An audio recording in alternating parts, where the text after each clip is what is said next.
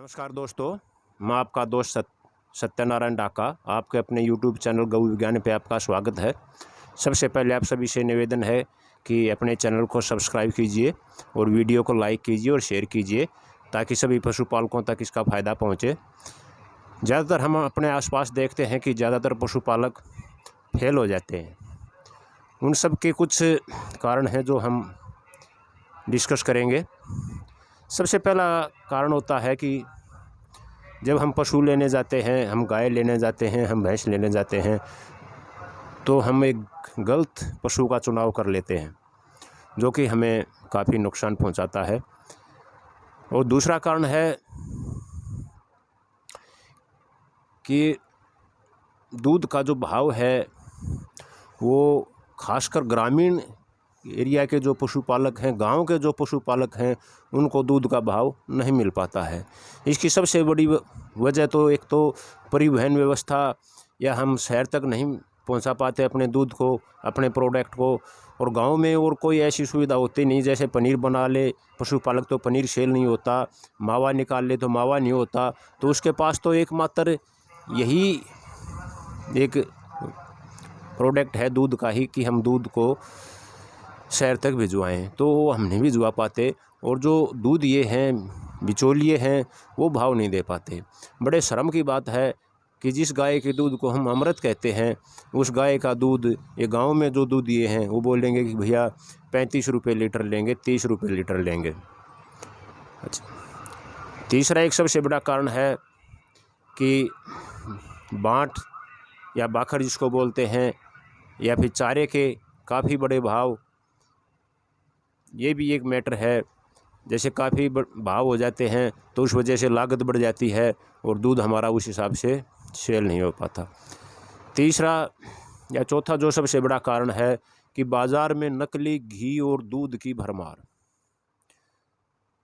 बाज़ार में इतना नकली घी, दूध, पनीर इतना ज़्यादा है, और उपभोक्ता क्या देखता है? उपभोक्ता आजकल क्वालिटी नहीं देखता है। बहुत कम आदमी हैं जो क्वालिटी देखते हैं। बात कड़वी है लेकिन सच्ची है। ज़्यादातर उपभोक्ता क्या देखते हैं? पैसे को देखते हैं। जैसे सपोज किया उदाहरण के तौर पे, शुद्ध मावा आपको मिला 1000 रुपये किलो या 1500 रुपये किलो, वो जो नकली मावा है उसको दुकानदार बोलेगा कि ये 300-400 रुपये किलो है। तो उपभोक्ता जो है वो 300-400 रुपये किलो वाला ही खरीदेगा। ये पशुपालक के रास्ते में एक सबसे बड़ा रोड़ा है। उससे अगला कारण है कि जो पशु व्यवसाय है ये एक संगठित नहीं है। ये एक सबसे बड़ा कारण ये भी है। संगठित यानी कि जैसे कुछ लोगों ने प्रयास तो किया, सहकारी समितियां बनाई, लेकिन वो कुछ एरिए तक ही सीमित होकर रह गई। अब जैसे मैं हरियाणा से बिलोंग करता हूँ, तो इसमें क्या होता है कि ज़्यादातर जो है पशुपालक अपने दूध को शहर में भेजने के लिए ही बाध्य हैं, या कि ऐसा कुछ नहीं है। और एक और कारण है कि लोगों में बेईमानी का होना। जैसे देखिए, मेरा लक्ष्य किसी को नाराज़ करना या किसी को टारगेट करना नहीं है। ये दूध की डेयरियां हैं, तो काफ़ी लोगों की शिकायत है कि भैया ये सही तरह से नहीं तौलती हैं। मैं अपने घर पे 5 किलो, 6 किलो, 10 किलो तौल के लेके गया था, उन्होंने आधा किलो कम तोला या उन्होंने 1 किलो कम तोला। और जो ये बिचौलिए हैं दूध, ये इनके माप ज़्यादातर लोगों के, देखिए कोई नाराज़ ना हो जाए, लेकिन ज़्यादातर लोगों के जो माप हैं वो लीटर से बड़े हैं। वो अपना फ़ायदा देखते हैं ताकि दूध ठंडा होके और वहाँ हमारा कम ना हो। लेकिन ये पशुपालक को तो सबसे ज़्यादा नुकसान है ही, क्योंकि जैसे पैसे तो 1 लीटर के लिए और लेके गया दूध, यानी कि 1 लीटर से 100 ग्राम ज़्यादा, 150 ग्राम ज़्यादा, 200 ग्राम ज़्यादा लेके गया ये, तो उसमें जैसे 10 लीटर दूध पे 1 लीटर का नुकसान पशुपालक को हो जाता है। और एक सबसे बड़ा कारण है कि आजकल हम खेतों में कीटनाशक और खाद, यूरिया है, डीएपी है, फास्फोरस है, पता नहीं क्या क्या डालते हैं, तो चारे में उतनी गुणवत्ता नहीं होती है।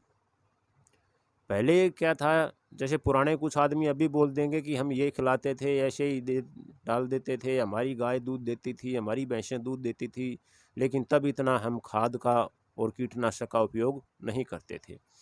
आजकल हर आदमी आराम पसंद हो गया है, वो गोबर का खाद नहीं डालता है, वो जैसे केंचुए का बना के नहीं डालता है, वो सीधा दुकान पे जाता है, इतने कट्टे यूरिया दे दे, इतने कट्टे DAP दे दे और वो डाल देता है। लेकिन उससे हमारी धीरे धीरे कहीं ज़मीन भी ख़राब होती जा रही है और जो चारा है उसकी गुणवत्ता भी प्रभावित होती जा रही है। पहले के समय इतनी बीमारियां पशुओं में नहीं होती थी, लेकिन आजकल तो जैसे आदमियों में भी और पशुओं में भी बहुत ज़्यादा बीमारी है। तो उसमें स्वास्थ्य पे भी पशुपालक को बहुत खर्चा करना पड़ जाता है। अब जैसे बुखार ही हो जाता है तो डॉक्टर आता है फार्म पे, तो 1000 रुपये से कम डॉक्टर की विजिट नहीं होती है। अगर 4-5 उसकी विजिट हो गई तो 5-6 हज़ार रुपये लग गए। तो ये सब पशुपालन में घाटे के ही मुख्य कारण हैं। हम इनको दूर करने का प्रयास करेंगे तो हम कामयाब होंगे। कुछ आदमी हैं, जैसे कुछ अपवाद नहीं है, कुछ लोग सफल हो जाते हैं, लेकिन ज़्यादातर पशुपालक मैं तो ये कहूँगा कि 98% पशुपालक जो है वो फेल ही होते हैं। धन्यवाद। आप जय गौ माता।